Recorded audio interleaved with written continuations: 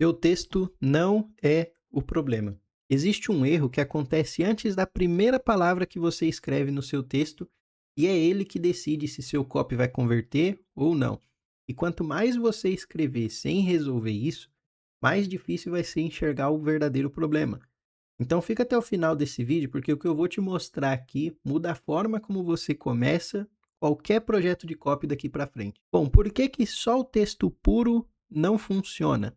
Porque a técnica de escrita é a camada mais superficial do processo. Não quer dizer que não é importante, mas não é a principal. O texto, ele é um sintoma, não a causa do problema. O problema está antes dele. Então, por exemplo, imagina que você tenta pintar uma parede sem ter lixado ela antes. Você pintou, mas não vai ficar bom. Aí o problema é da tinta? Não, o problema não é a tinta. O problema é que você decidiu pintar sem lixar antes. Você não seguiu todo o processo antes.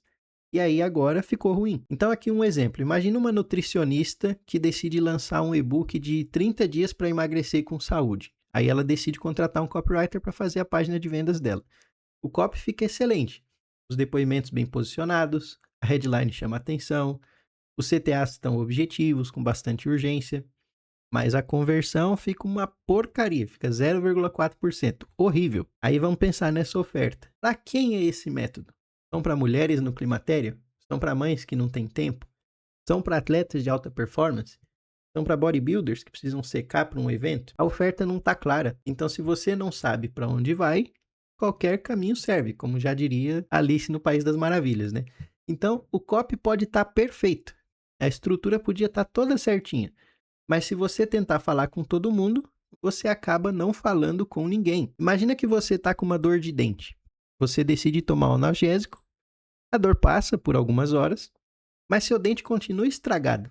Então, quando passar o efeito da dor, ela vai voltar. Quando passar o efeito do remédio, a dor vai voltar. Então, o analgésico aqui nesse exemplo é a técnica de copy. Pode aliviar, pode disfarçar o problema, mas não vai resolver a verdadeira causa. Um texto bom pode sim vender, mas ele sozinho é um sintoma, não vai mascarar os problemas que existem antes do texto acontecer. Então faz um teste aí. Se você mostrar o seu texto para 10 pessoas diferentes, todas elas vão entender imediatamente para quem que ele foi escrito. Se a resposta for não, o problema não está no texto. Se a resposta for talvez, o problema também não está no texto. Tá, mas se a técnica não é o problema, então o que é o problema? Existem 3 problemas que são chaves nesse tipo de situação. O primeiro problema é o público. Falar para todo mundo é falar para ninguém. Então eu vou dar um exemplo aqui de um curso de inglês online. Aí imagina que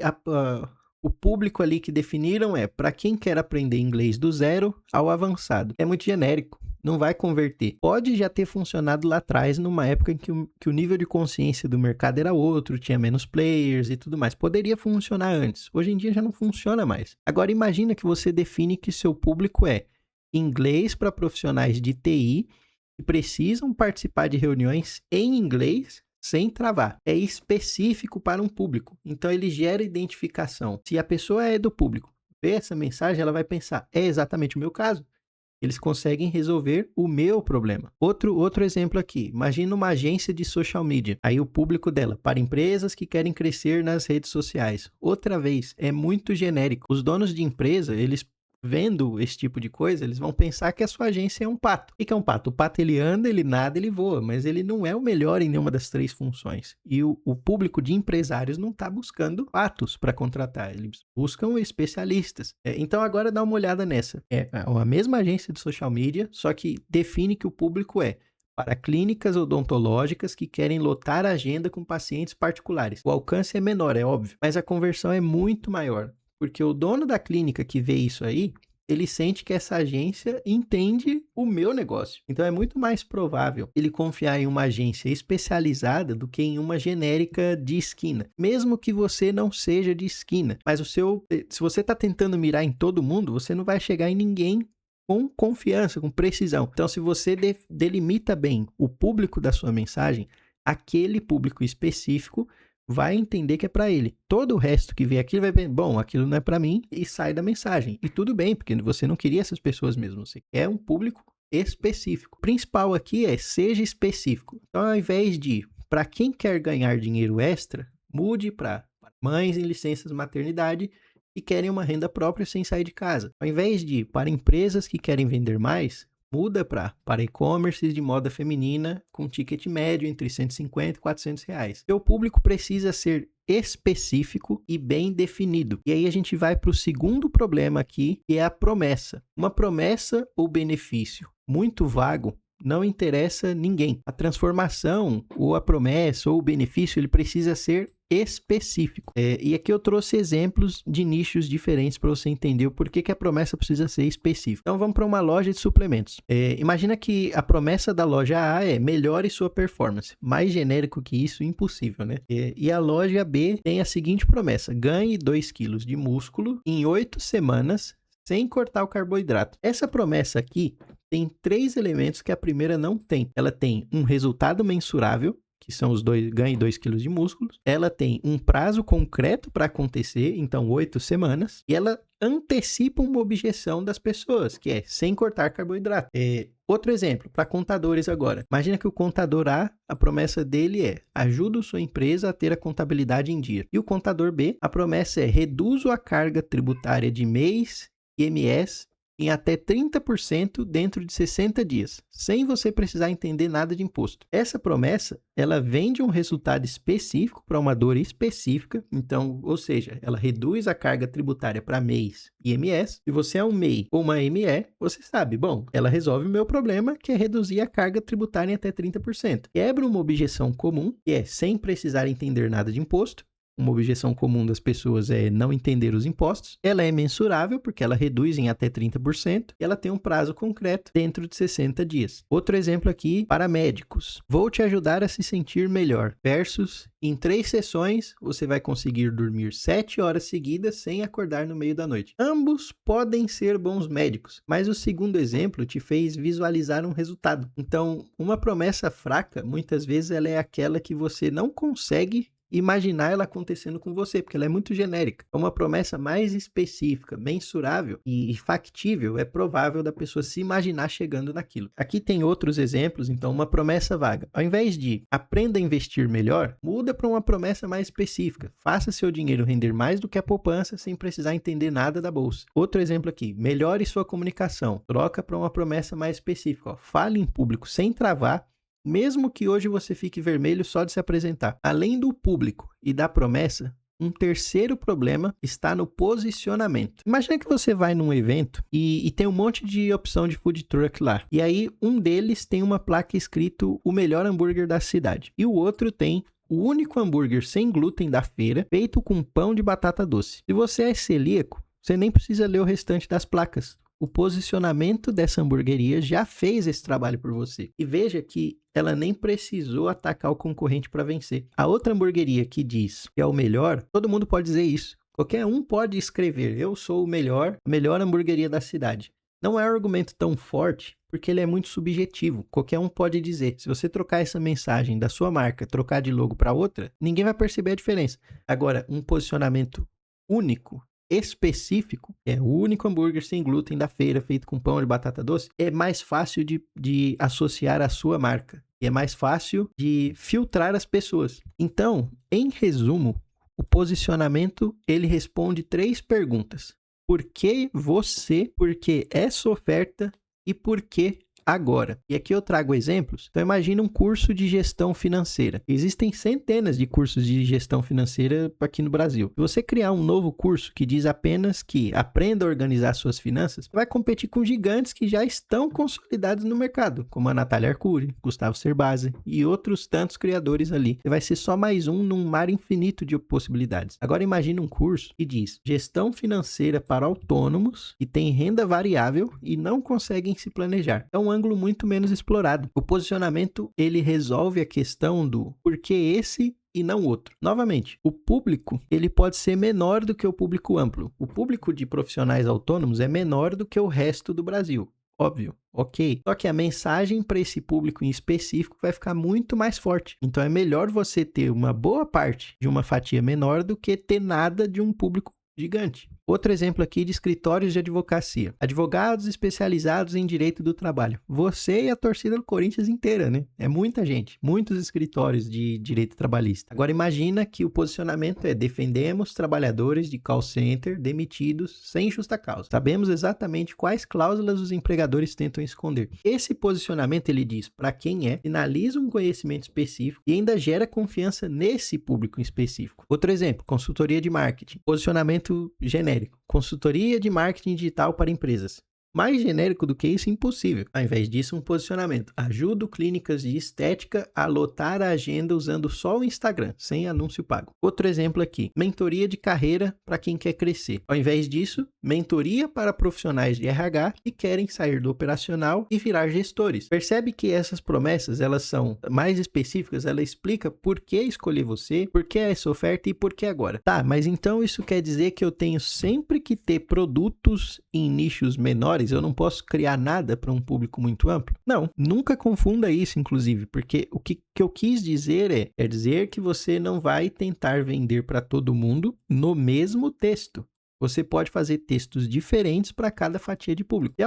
Se você é um nutricionista e atende desde atletas de alto rendimento a pessoas comuns que só querem comer melhor, tudo bem, é possível, você pode atender todo mundo. Você só não precisa tentar vender para todo mundo com as mesmas mensagens. Para o atleta, você escreve um texto, um argumento, uma promessa, um posicionamento diferente. Para uma pessoa comum, você escreve outro texto com outra promessa, outro posicionamento, enfim, simples assim. Então, não quer dizer que você não possa ter produtos amplos. Só quer dizer que você não vai tentar vender tudo para todo mundo no mesmo texto. Faça textos diferentes. Cada texto tem um público, uma promessa, uma dor. Antes de começar a escrever, você precisa fazer 3 perguntas fundamentais. Antes de sair escrevendo qualquer palavra, antes de pensar em qualquer coisa, responda essas 3 perguntas. Primeiro, para quem esse texto fala? Aí você descobre o público. Segundo, o que muda na vida de quem lê o texto? É a promessa que você vai fazer. E o terceiro, é o porquê essa oferta, porquê hoje, porquê dessa pessoa, desse vendedor. Esse é o posicionamento. E não precisa ser necessariamente só para venda. Por que essa ideia? Por que fazer isso hoje? Por que ouvir essa pessoa? É posicionamento. Pensa aí em um arquiteto que vai projetar uma casa. Antes de desenhar qualquer linha, ele pergunta: quem vai morar nessa casa? Quantas pessoas são? Como que é a rotina dessas pessoas? Sem essas respostas, ele pode desenhar um projeto lindo, mas completamente errado. Então, em copy, essas 3 perguntas são como se fossem a planta baixa. Você não começa a construir um texto sem responder essas 3 perguntas. E aqui eu trouxe um exemplo prático. Imagina um produtor de conteúdo sobre produtividade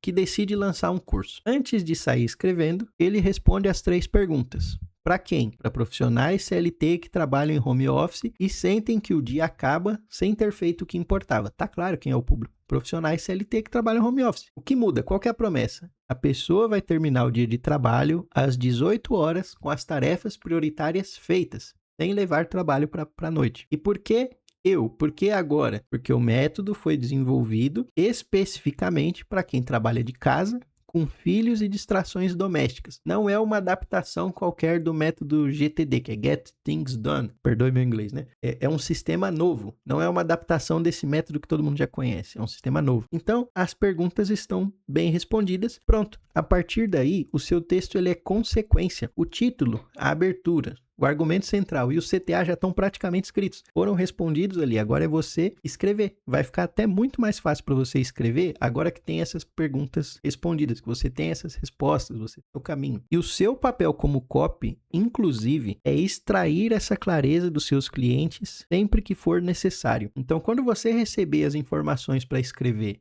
e não estão claras, é o seu papel ir perguntando ou pesquisando, ou tirando essas informações do seu cliente, até você ter essa clareza para aí sim você escrever. Entenda, não é o seu cliente que vai escrever por você, mas você tem que entrevistar ele para entender. Não adianta ele chegar em você e falar: ó, escreve um texto aí para mim. Isso aí não diz muita coisa. Para quem que você quer que eu escreva? O que a gente vai oferecer? Por que escolher a gente e não o outro? Então, vai fazendo essas perguntas e aí você vai ver que vai ficar muito mais fácil escrever o texto e a chance do seu texto acertar é muito maior. Tá, e um teste final que você tem que fazer antes de começar a escrever é se perguntar o seguinte: eu consigo responder as 3 perguntas em uma frase cada, só que você vai ter que responder sem usar palavras como qualquer pessoa, mudar de vida, ser referência, o melhor. Eu trabalhei num lugar e eu recebia com frequência briefings e que estava escrito assim: o produto é referência no mercado, é feito pelo melhor. Cara, isso aí não diz muita coisa. Porque qualquer um pode dizer isso, e como que você vai provar? Ou você pode até mesmo ser o melhor, mas como que quem lê a mensagem, que quem ouvir a mensagem vai saber de fato que isso é verdade? Precisa ser uma coisa específica. E nesse caso era pior porque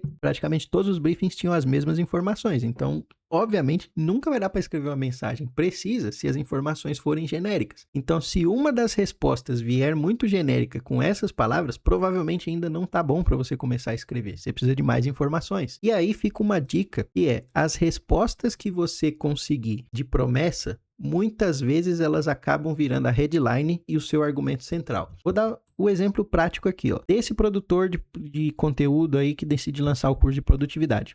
A promessa a pessoa vai terminar o dia de trabalho às 18 horas com as tarefas prioritárias feitas sem levar o trabalho para a noite. O seu argumento central no texto provavelmente vai ser esse ou vai girar em torno disso. A sua headline também. Óbvio que você não vai escrever uma headline exatamente assim, que não vai ficar atrativo, mas a sua headline já tem um norte aqui, do tipo, termina o seu dia de trabalho com todas as tarefas feitas. E as respostas de público muitas vezes viram a abertura e o tom do texto para gerar identificação. Então, nesse mesmo exemplo, para quem? Profissionais CLT que trabalham home office e sentem que o dia acaba sem ter feito nada que importava. Você já sabe por onde começar o texto. Você vai descrever os problemas que essa pessoa enfrenta. O tom é o tom que conversa com um profissional CLT. Então, fica muito mais fácil de escrever a partir daí. Um ponto muito importante aqui é que o texto, ele raramente é o problema, mas quase sempre ele é o culpado. Imagina que você fez uma receita de bolo seguindo um passo a passo perfeito. Você seguiu uma receita ali, você fez certinho, mas o forno estava desregulado e o bolo ficou cru no meio. Você não culpa a receita, você culpa o forno, mas em copy, quase todo mundo culparia a receita.